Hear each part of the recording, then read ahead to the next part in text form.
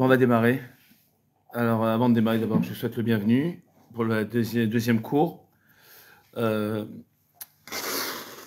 Alors, après le premier cours avec Myriam, on a beaucoup réfléchi sur la forme que nos discussions, nos rencontres, elles doivent prendre.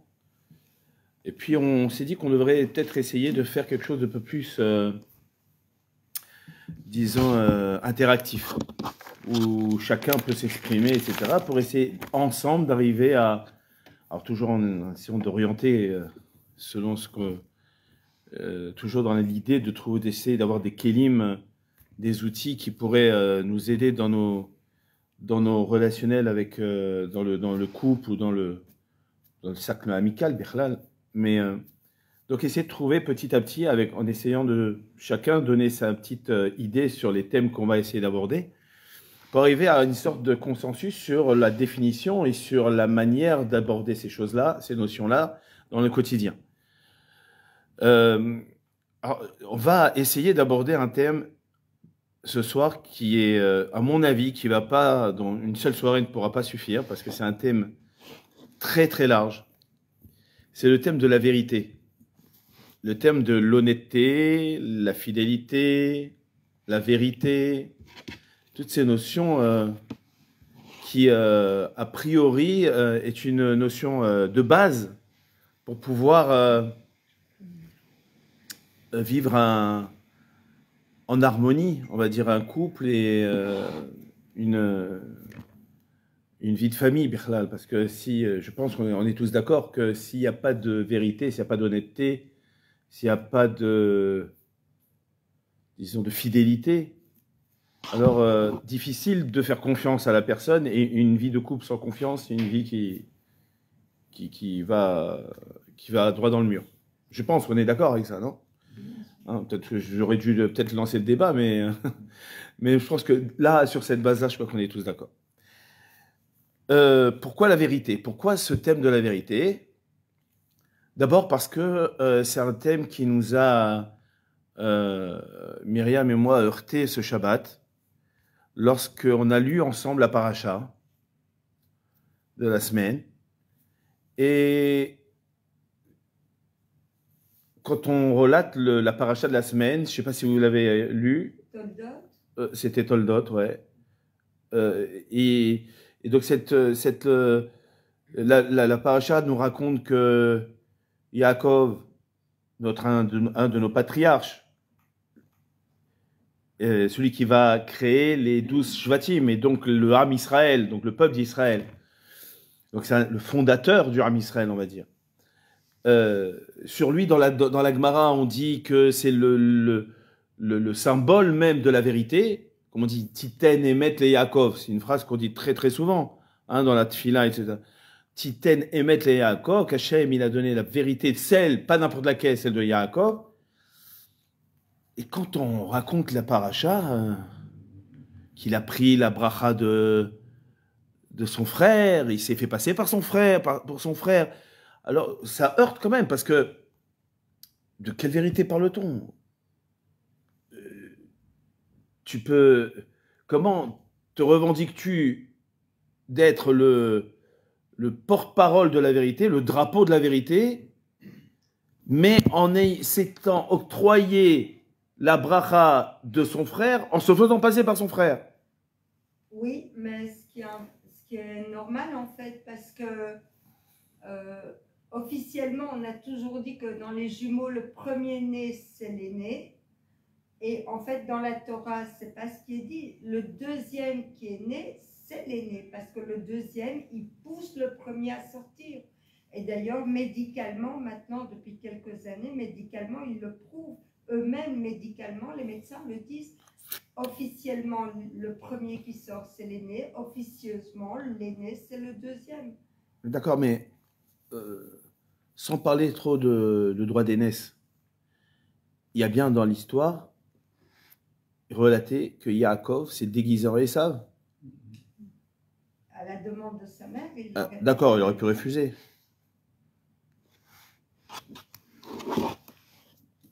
Non, puisque oui, mais sa mère, elle avait entendu. Oui, sa mère, d'accord, mais il y a plein de choses qu'on fait sans le... contre la décision de nos parents. On est d'accord que c'est le... sans rentrer trop dans l'histoire, on voit bien que dans l'histoire, Yaakov Avinu s'est fait passer pour son frère pour recevoir une bracha qui, à l'origine, ne lui était pas attribuée. On est d'accord sur cet état de fait-là? C'est le pshat pur. Après, on peut rentrer dans des explications, des rishonim, etc. D'accord. Mais quand moi je lis la paracha, et entre nous, hein, là où les goïms nous attendent, c'est sur ce maasé-là.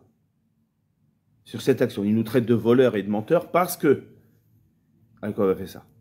Mais nous, on dit que Yaakov Avinu, c'est le Hémet. C'est le symbole de Hémet. Ça a interpellé personne? Ça interpelle. Alors, de quelle vérité parle-t-on? Qu'est-ce que la vérité? Y a-t-il qu'une vérité? Et est-ce que la vérité est facile à accepter? Ou pas? Et pourquoi? Et si elle est difficile, pourquoi elle est difficile à accepter? Est-ce qu'on peut pas, est-ce qu'il n'y a pas plusieurs vérités, Birka? Non, ça, je crois que si on commence à démarrer là-dessus, ou si on commence à se dire chacun sa vérité. Ah bon? Ouais, mais c'est un vrai. Alors, je vais commencer là-dessus, même si ça gêne, mais je vais commencer là-dessus. La vérité, une information, est forcément porte forcément à caution. Pourquoi? Je vais vous dire pourquoi. Il n'y a pas de vérité absolue. Ça n'existe pas. La vérité absolue n'existe pas. Pourquoi? Parce que même qu'on regarde maintenant une information, un fait, vous, de là où vous êtes, vous avez forcément vu quelque chose que moi, je n'ai pas pu voir de là où je suis. Ce qu'on appelle des points de vue. Un point de vue est forcément, puisque vous n'êtes pas à ma place et moi je ne suis pas à la vôtre, va faire forcément que nos témoignages vont être différents. Nos mots vont être différents. Notre éducation va être différente, va faire que c'est différent. Notre passé, notre manière de faire nos opinions vont faire que c'est différent. Et donc, et ça ne vient pas de moi, ça ne vient pas de la Torah, ça c'est des notions d'anthropologie très très connues. La vérité, et la Torah elle-même nous enseigne que la vérité n'est pas une vérité absolue, puisque la Torah nous interdit d'attribuer un fait comme véridique s'il émane d'une seule personne. Il faut au moins, comme si elle dit Agmara, Alpi, chez Naïm, O Alpi, chez lo Shaedim, Yakum Dava. Un élément né, disons, comment dire dans le mot, une information est considérée, c'est pour ça que je veux dire, considérée véridique que lorsque il y a au moins 2 témoins qui disent la même chose. Ok, donc ça veut dire qu'il y a une base de vérité. Une base de vérité, mais pas une vérité absolue. La vérité absolue n'existe pas. Pas dans ce monde. La Gemara elle-même dit que ce monde-là, on l'appelle Alma de Shikra. Un monde de sheker. C'est un monde de mensonges. Alors, la Torah nous dit Bidvar sheker tihak. Tu dois t'éloigner du sheker. Preuve que le sheker est absolu dans ce monde.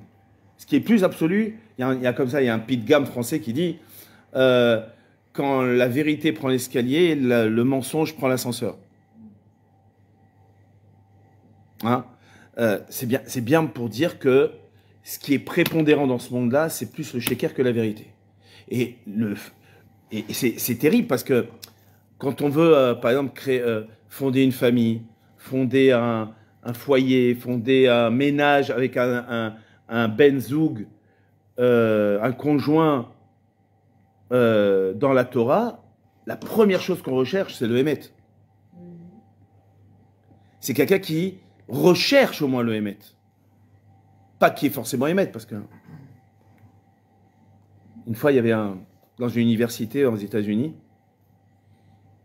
en psychologie, il y avait une personne, le prof avait donc une assemblée d'élèves devant lui, et puis il avait abordé cette histoire d'honnêteté, de vérité, et il avait demandé qui parmi vous dans l'assemblée se considère comme un Ben Adam Yachar, Ben Adam honnête, quelqu'un d'honnête, effectivement, dans la salle, tout le monde se considérait comme honnête, c'est bien que tout le monde a levé la main. Moi, je suis quelqu'un d'honnête, a priori. Et puis, ils ont un petit peu débattu sur cette notion d'honnêteté, sur la notion de débat. Ils sont arrivés à la notion de sheker. Et là, il a demandé, est-ce que parmi vous, il y a quelqu'un dans sa vie qui a déjà menti une fois? Et là, tout le monde a levé la main. Et là, il dit, mais il y a une contradiction. Comment se considérer comme quelqu'un d'honnête et d'yachar si on a déjà menti une fois? Mais non, c'est pas parce qu'on a menti, c'est pas parce que 10 fois dans sa vie on a menti qu'on est menteur. Ah bon? Non, on n'est pas menteur. J'ai pas dit menteur, mais honnête. On est honnête. Ben voilà, il y a... Alors comment vous voyez la différence? Alors, Comment? Très bien. Mais quelqu'un qui a menti, forcément, ne peut pas se revendiquer comme quelqu'un d'honnête.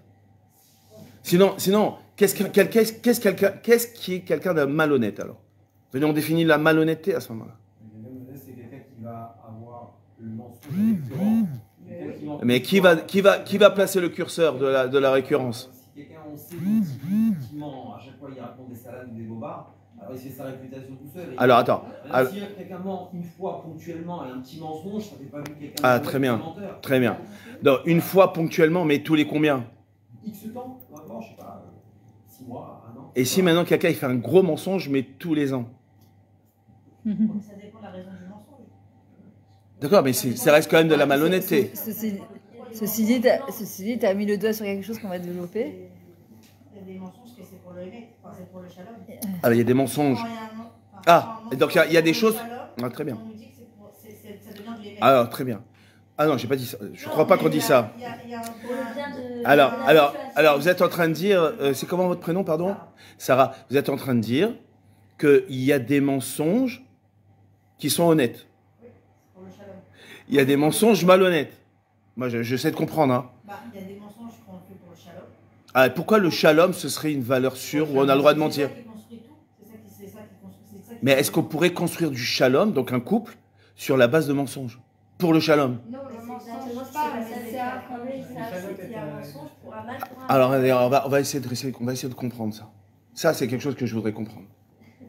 Mais c'est très intéressant, parce que mentir pour le shalom, ça voudrait dire que je voudrais pas dire à ma femme où je sais, même si je suis dans un endroit que si jamais elle le sait, ça pourrait mettre à mal notre couple.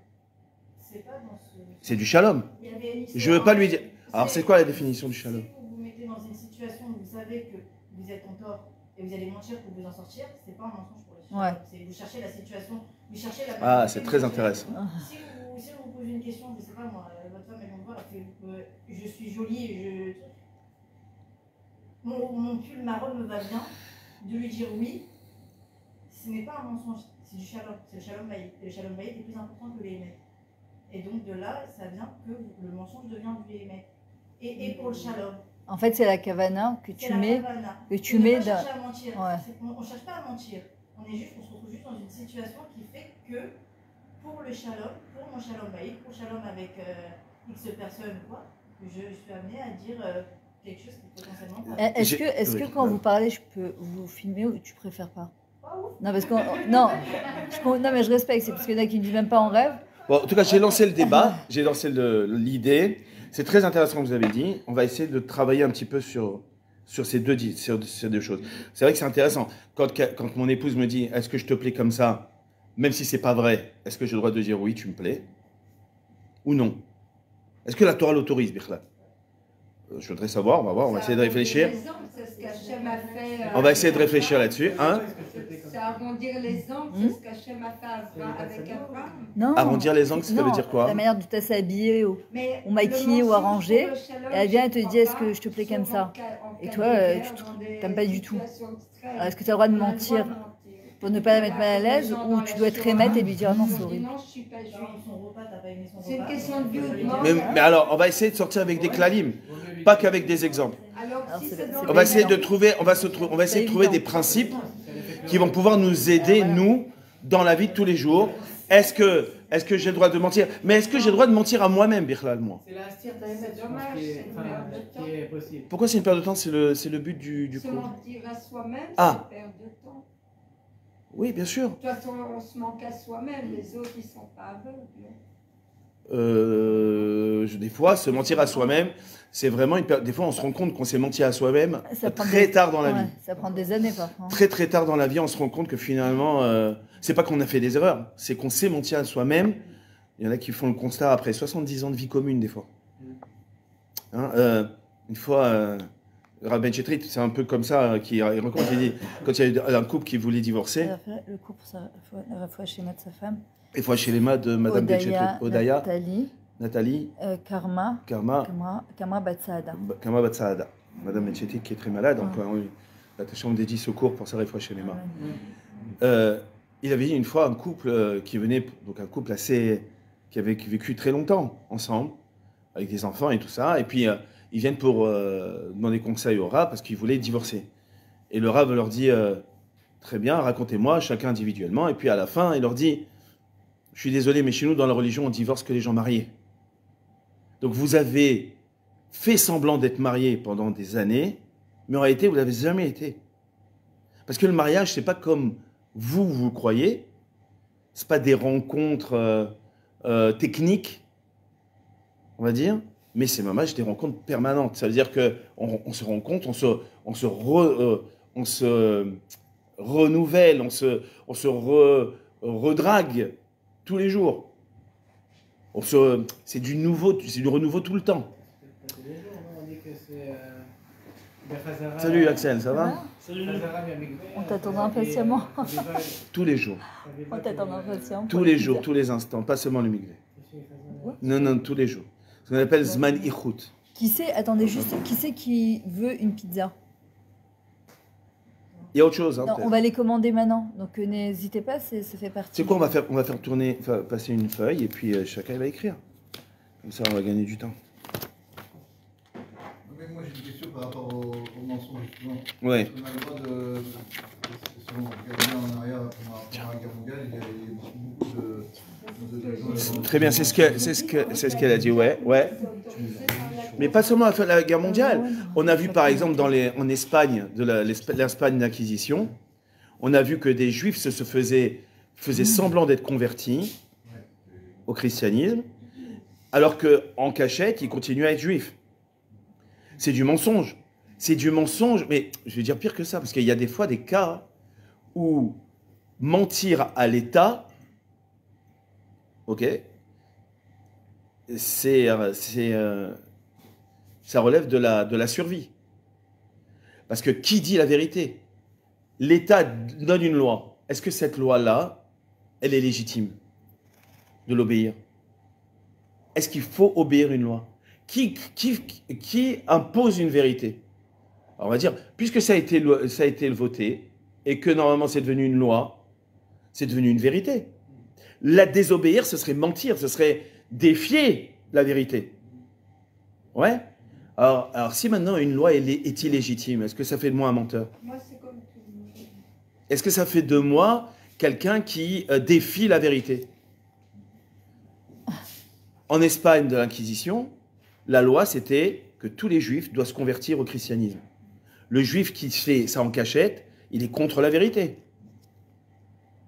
Il est contre la vérité. Or, on voit bien que là, quelqu'un qui est fidèle à sa religion, fidèle à ses principes, il se retrouve en porte-à-faux entre sa vérité et la vérité universelle. Vous voyez que là, il y a plusieurs vérités.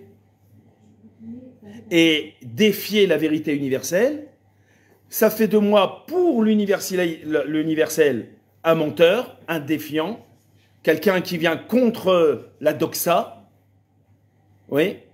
Mais moi, la doxa, c'est-à-dire la vérité collective, on va dire. L'unanimité.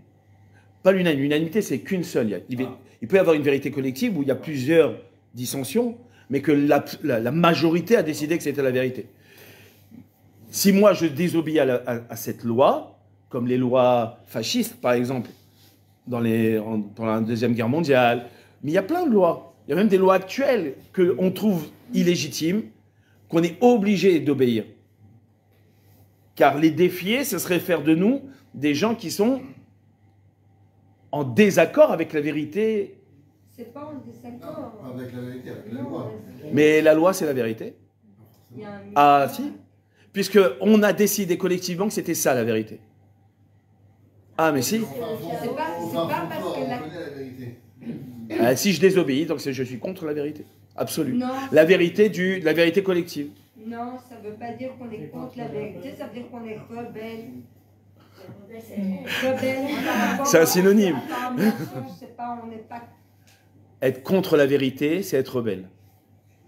Être contre quelque chose, c'est Ouais, c'est être rebelle de cette chose. Bah oui, mais c'est- Voilà pour le débat. Voilà le thème qu'on va essayer. Oh, je pense pas que en une soirée, on va pouvoir. C'est un sujet très vaste. Parce que ce qui nous intéresse, nous, enfin, en couple ou en futur couple, c'est cette vérité, cette honnêteté-là, comment la mettre en pratique dans la vie de couple, dans la vie de tous les jours, dans l'amitié même. Dans l'amitié, c'est très important. La confiance dans l'amitié, c'est très important. S'il n'y a plus confiance, il n'y a plus d'amitié, je pense. Pareil pour le couple, quoi. Vous me dites, si mon mari il me dit que je suis belle alors que à un moment donné, vous allez le ressentir qu'il raconte des bobards, non? À un moment, il va sentir. C'est rate pas mis, oui. Ça peut Ah, arriver d'accord, mais que. s'il n'arrête pas de mentir, il me dit ouais c'est super belle, et puis tout le monde dit mais attends c'est quoi ce sac de patates dans lequel tu te trouves? Comment? Alors voilà, mais d'accord, mais comprenez que le shalom bayit fondé sur un mensonge, ça peut pas durer, c'est pas quelque chose qui peut rester longtemps. Et si c'est ponctuel, je n'aime pas une tenue. Voilà. Je n'aime pas une tenue, je préfère garder mon shalom, lui dire que ça lui va très bien. J'aime pas son manger, c'est ponctuel. Je sais qu'elle a travaillé dur pour cuisiner, pour faire cette belle table, etc. Je vais lui dire que c'était très bien, que c'était parfait, etc. Si je vois que c'est quelque chose, c'est un sujet qui va être récurrent, la tenue elle va revenir à plusieurs reprises, le repas il va revenir à plusieurs reprises. Après, c'est une question de communication, Tout à fait. de manière de dire les choses, Tout à fait. en privé et jamais. Absolument. Ou alors, si c'est quelque chose qu'on peut changer à la seconde, il faut faire dire la vérité aussi. Alors dire la vérité des fois. Pas vraiment dire méchamment, mais si je sais que sur le moment. Alors peut-être qu'il y a un moment pour dire la vérité. Peut-être pour vous rejoindre, il y a peut-être un moment pour dire la vérité. On va voir que le temps et la vérité, ils sont amis. Le temps et la vérité sont des partenaires. On va voir.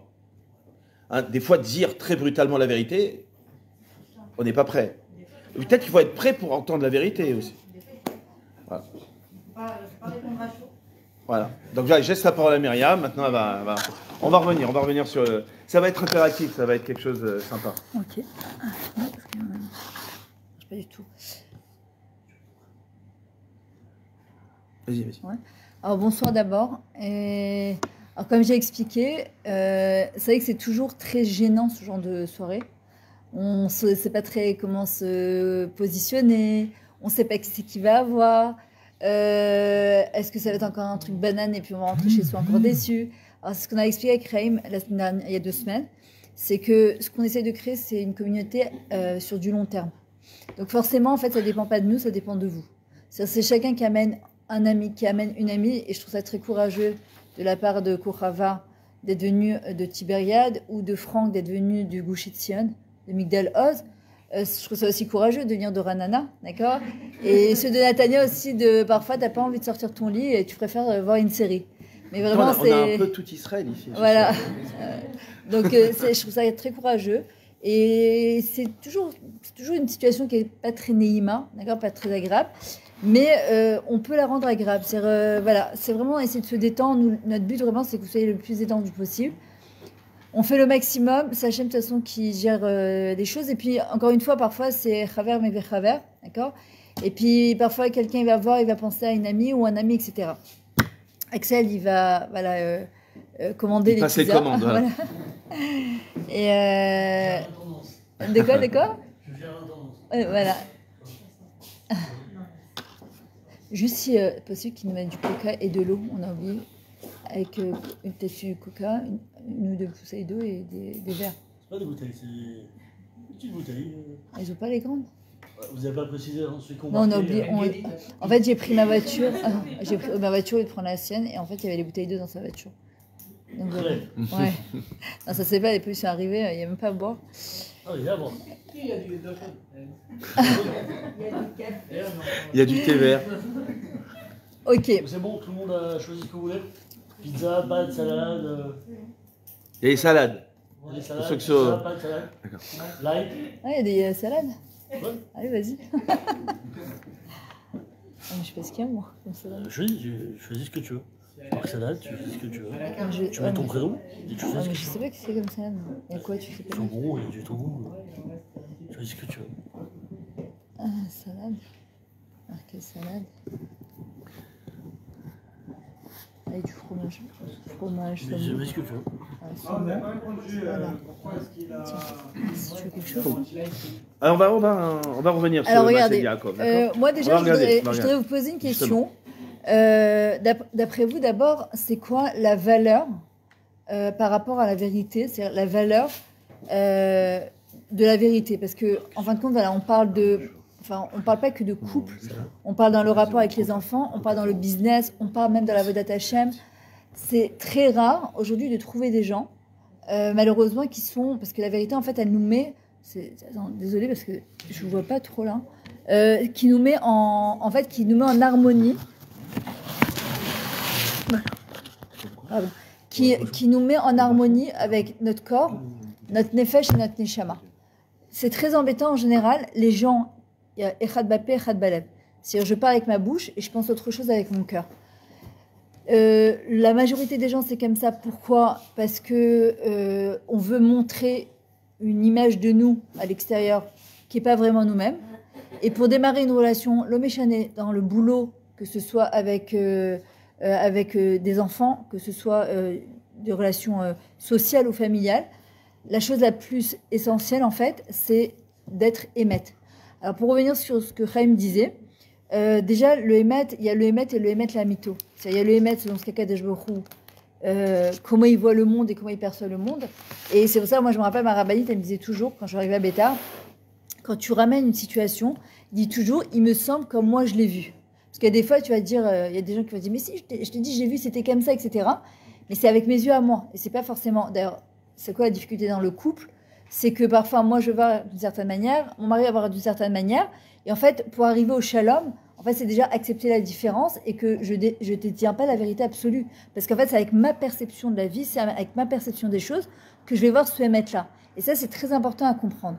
Maintenant, une des valeurs qui permet de voir une personne qui émette vraiment, eh ben, c'est le temps. C'est à long terme. En fait, on voit dans une relation de couple, si ça tient, on voit dans une relation parent-enfant, dans un business, dans la Vodat Hashem, la valeur temps, en fait, elle va définir la vérité. Une autre chose qui est très importante, on voit dans les Tehillim 85-11, Chesed ve'emet nifgashu, tzedek ve'shalom nashaku. Chesed ve'emet nifgashu. Comment le chesed, donc la bonté d'une personne, et le émet, ils vont se rencontrer. On sait très bien que Olam Chesed Ibané, le monde il sera construit par le chesed. Avraham Avinu nous l'apprend à travers toutes les parachites qu'on est en train de lire. Et qu'aujourd'hui, dans un monde qui est tellement égoïste, en fait, où les gens, ils disent vraiment Tov, Li, Kef, Li, Bali, tout est centré sur nous. En vrai, on nous dit, tu veux construire ton monde, tu veux reconstruire ton monde, tu veux reconstruire le monde, il faut être Baal Chesed. Et pourquoi le Chesed et le Emet, ça sera mon truc, c'est pas grave. Pourquoi le Chesed et Emet Nifgashu? Parce qu'en vrai, c'est ce que tu disais, Sarah, tout à l'heure. En fait, c'est la manière pour dire la vérité, il y a des gens qui disent, mais c'est la vérité. Moi, je me rappelle à l'école, les gens ils disaient, mais c'est la vérité, où est le problème?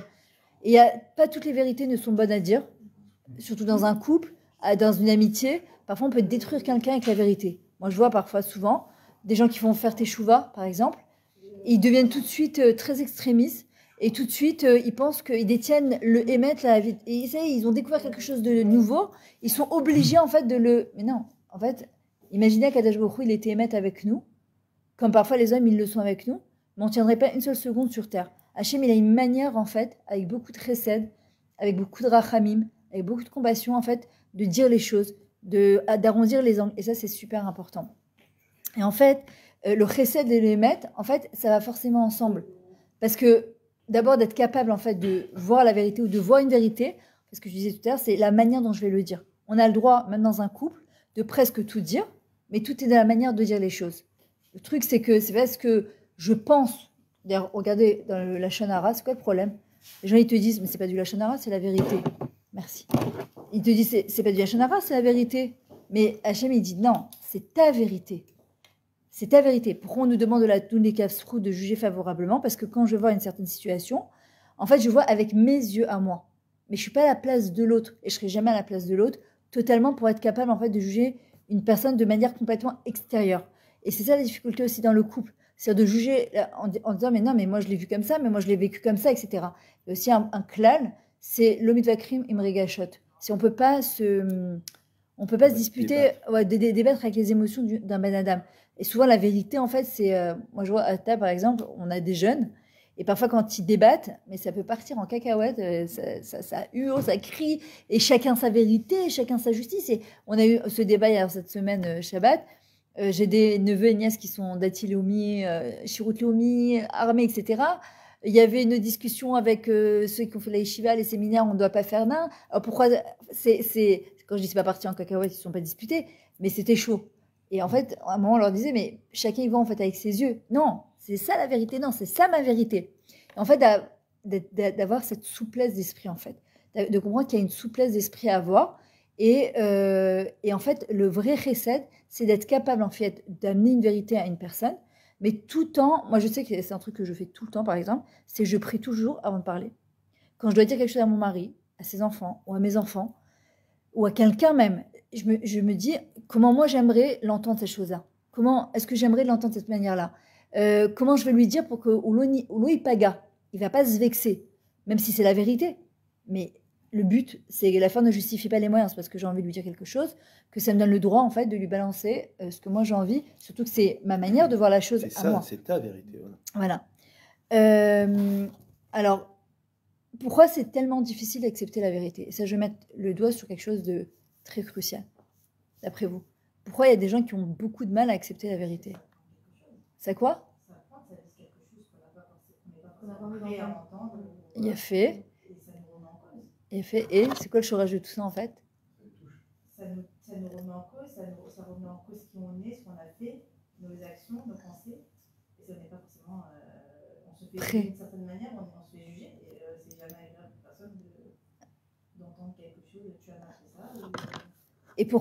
Et pourtant, pourquoi la vérité elle est tellement importante? C'est qu'on. Il a fait.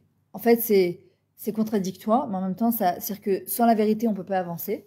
La première faute que Adam et Chava ils ont fait, c'est que s'ils avaient reconnu immédiatement leur faute, c'est-à-dire quand Hachem il a dit à Adam Arishon, qu'est-ce que tu as fait? Il lui a dit Zot Aisha Shenatali, c'est à cause de la femme que tu m'as donnée. S'il avait reconnu tout de suite sa faute, on n'en serait pas là aujourd'hui. Mais il a tout de suite voulu en fait se déculpabiliser et comment on appelle ça?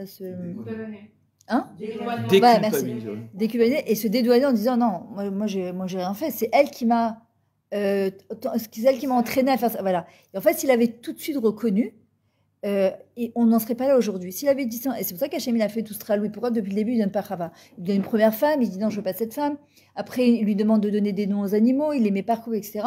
Et après, il lui donne seulement après, quand il va demander d'avoir une femme, il va lui donner Chava. Et quand il va avoir Chava la première fois, il a dit Zot Aisha Shenatatel. Zot Aisha va pas Mazot. Cette fois, c'est exactement la femme que j'ai besoin. Mais quand ils vont fauter, tout de suite, il va rejeter la faute sur Chava en disant non, mais c'est pas ma faute. Hachem lui dit si tu avais eu cette honnêteté, en fait, de reconnaître et de dire j'ai fauté, khatati, Et d'arrêter, d'ailleurs, c'est toute la différence entre quelqu'un qui est victime de sa vie en disant c'est la faute de mes parents, c'est la faute de mes grands-parents, etc. Et quelqu'un qui est responsable de sa vie en disant ok, j'ai fauté, je me suis mal comporté, j'ai pas été honnête avec Pierre-Paul Jean-Jacques, c'est l'homme échané. Maintenant, c'est quoi, en fait, le point crucial qui va nous amener à pouvoir accepter une vérité? Parce que le but, en fait, c'est d'avancer, d'évoluer. Alors, parfois, on entend des vérités qui sont pas sympathiques à entendre. Il y a des fois, Hachem, il veut nous faire entendre des choses. Parfois, il va nous les faire entendre de manière nahmad, agréable, parfois de manière pas agréable. Mais en vrai, il y a plusieurs manières de réceptionner en fait une vérité. C'est soit si Béhémet, ça me touche, c'est que j'ai quelque chose peut-être à me remettre en question. Maintenant, me remettre en question, ça ne fait pas de moi quelqu'un de pas bien. C'est j'ai une Nekuda, en fait, c'est toujours de séparer. D'ailleurs, c'est pour ça que dans le couple, moi, c'est une des premières questions que je pose à mes calottes, c'est est-ce que tu as confiance en toi? Parce que c'est vital. En fait, quelqu'un qui n'a pas confiance en lui, la première chose que le mari ou la femme, il va lui dire, il va le prendre pour argent comptant tout de suite en disant je suis pas bécédaire. Tu vois, je suis pas bécédaire. On me l'a dit quand j'étais petit, je suis pas bécédaire. Mon mari me dit que je suis pas bécédaire. Ma femme dit alors que c'est l'onachron. C'est l'onachron, il n'y a que Dieu qui est parfait. Nous, on n'est pas parfait. Et le but du mariage, c'est d'arriver justement à la shlemout, c'est se parfaire. Mais comment je vais parfaire si l'autre, il va toujours dans mon sens, dans le sens du poil, il me caresse, tout est très bien. Non, à un moment, c'est le vikoar, en fait, c'est le conflit qui va faire qu'on va plus se connaître, etc. Ben, c'est indispensable en fait de construire son estime de soi, sa confiance en soi, pour pouvoir en fait accepter la vérité. Et je suis pas obligée de réceptionner toutes les vérités. Je peux soit entendre et me dire, waouh, c'est un truc qui revient, qui est récurrent, donc c'est quelque chose que je dois travailler. Ça fait mal, c'est jamais agréable d'entendre et d'écouter, mais peut-être que Hachem il m'attend quelque part et il veut que j'avance, il faut que j'évolue. Je suis pas là pour rester au même stade. À un moment, il faut que j'avance. Ou bien de me dire, je sais que ce qu'il dit, je suis pas d'accord avec lui. Je peux entendre et me dire peut-être qu'il y a quelque chose à avancer.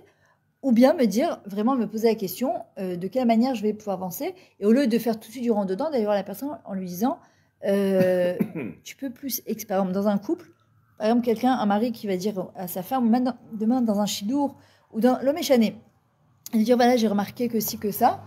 Alors, souvent, on va être dans la réaction plutôt que de l'action. On va tout de suite, mais non, mais c'est pas vrai, on va être dans la justification. Mais c'est pas vrai, pourquoi tu m'as dit ça, etc. Mais en vrai, on devrait être capable de dire, par exemple, à son mari, à son conjoint, à son collègue de travail, de lui dire, je suis prête à entendre, mais tu peux juste détailler, tu peux juste m'expliquer, parce que souvent, les gens, ils nous balancent des trucs, mais ils seront incapables de mettre des mots, d'accord, un mot TS, des mots, ils balancent des trucs, ils jettent des trucs comme ça. Ok, je veux bien avancer, je veux bien évoluer, mais juste moi j'ai besoin maintenant que tu me dises en fait sur quoi je dois avancer, je dois évoluer. Le Rav Yoav Akrish a raconté une histoire, ce Shabbat justement par rapport à la paracha Toldot. Il racontait qu'il y avait alors attendez, c'était quelqu'un de trop placé, j'arrive pas à dire trop son nom, c'était un chagrir japonais, il s'appelait Chuna Sujara.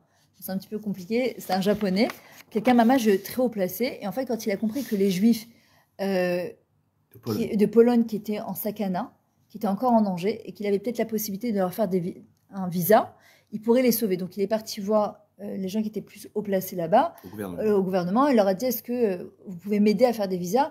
Parce qu'il y a déjà eu tellement de catastrophes, au moins on sauve ce qu'on peut sauver.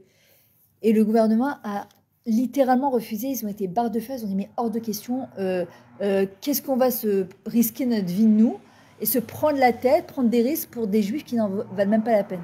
C'est-à-dire que quoi, de sauver encore quelques juifs, ils n'en valent pas la peine. Et il a insisté, et il a vu qu'il n'y avait pas de mané, il n'y avait pas de répondant, et il avait prévenu que s'il enfreignait la loi, ben, ça pourrait se retourner contre lui. Vous parlez de ce japonais ouais, qui était très haut placé. L'ambassade japonaise en Lituanie. Parce que les Polonais, ils ont essayé de partir, d'approcher la frontière russe. Et le dernier pays avant la Russie, c'était la Lituanie. Et aucune ambassade n'acceptait de donner des visas. Si ce n'est que ce japonais-là, qui était ambassadeur. Il était lui-même ambassadeur. Ouais, était ambassadeur japonais en Lituanie.